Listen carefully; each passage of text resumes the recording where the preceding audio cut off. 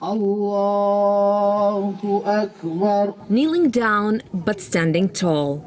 Tens of thousands of Kyrgyz men praying at the country's central square, just underneath the Lenin monument.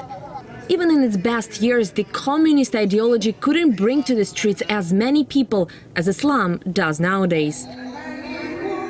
The feast of sacrifice is one of the most important rites for all Muslims, but their unity in prayer can't mask enormous theological and lifestyle differences that exist among various branches of Islam here in Kyrgyzstan. Over the past decade, this country has become a testing ground for Islamic missionaries of all kinds, some of whom have less in common with each other than they do with Christians or Jews. Kyrgyz people converted to Islam in the 17th century, but they were never too zealous about it. Mixed with shamanism and nomadic customs, the Kyrgyz version of Islam has long been more of a moral code than a religious doctrine.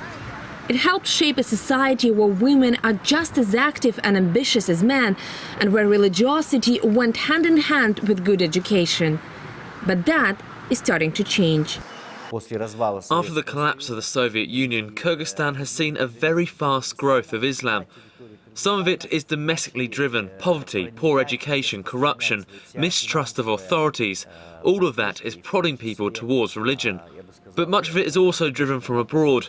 Countries like Pakistan, Saudi Arabia, Kuwait are very generous when it comes to building mosques here.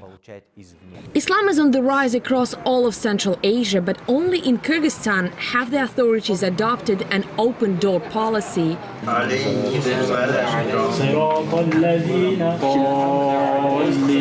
These are followers of the Tabligh Jamaat, a group of Islamic missionaries originated from Pakistan. Its members have come up in many terrorism investigations, and as a result, the group was labeled extremist by many European governments. In Kyrgyzstan, that community is growing fast. We teach people how to find happiness in Allah, how to build your life in accordance with His wishes. And by teaching others, we learn ourselves. While genders are becoming increasingly separated in public, women are not left out. In fact, they are at the forefront of the Islamic resurgence in Kyrgyzstan. More than half of students in this Islamic academy are females, and their number has tripled in the past few years. When they graduate, they'll get a diploma in Arabic studies and Sharia law. There is a lot of interest in these areas, and if they decide to work, it shouldn't be difficult finding a job. Foreign missionaries are not only spreading the word, but greasing their palms too. This man, who claims to be a healer, arrived from Yemen. He sees 3 to 4 patients every day, and for a modest reimbursement, he claims to clear their ailments with the help of prayer. These